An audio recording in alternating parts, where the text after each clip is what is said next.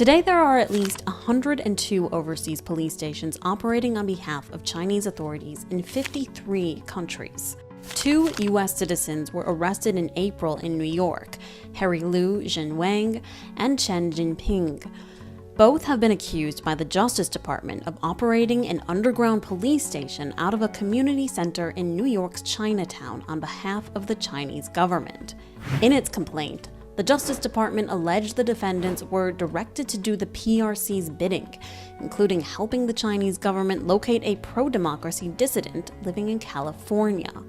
The People's Republic of China, through its repressive security apparatus, established a secret physical presence in New York City to monitor and intimidate dissidents and those critical of its government, Assistant Attorney General Matthew Olsen said in a statement following the arrests.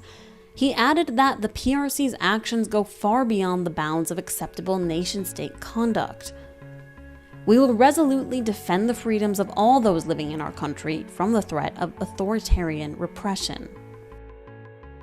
But it's hard to know the full extent of what their work entailed. The men last fall admitted to deleting text exchanges with the Chinese government after they learned the FBI was investigating the police station. Generally, these outposts aren't staffed by official police officers. On the surface, they operate as administrative centers servicing the needs of Chinese citizens abroad, issuing driver's licenses, and providing other consular-type services. They first began to appear in 2016 when pilot programs were launched overseas. These stations, located in ethnically Chinese and Asian neighborhoods like Manhattan's Chinatown, seem to offer a facade of civilian activities to allow for Chinese government operations that are considered too risky for official Chinese diplomats to undertake. Behind the scenes, researchers say they're working to persuade dissidents to return to China, a common practice. Last year, a Chinese official said that 210,000 people suspected of fraud were persuaded to return to China in 2021 as part of a crackdown on telephone scams.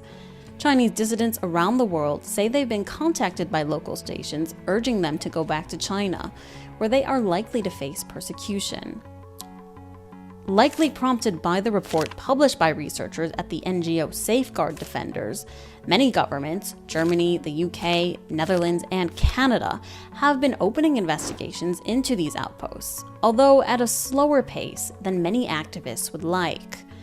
Laura Harth, a campaign director at Safeguard Defenders, told Politico last month that many European governments were not taking this issue seriously at all. In the US, FBI Director Christopher Wray told a Senate hearing in November that he was aware of the New York operation and was very concerned about it. Following the arrests made in April, the FBI is now on the search for similar outposts that could be operating in the US. The agency has also launched a website where the public can alert them of such activities. The Chinese Foreign Ministry continues to deny the existence of these police stations altogether.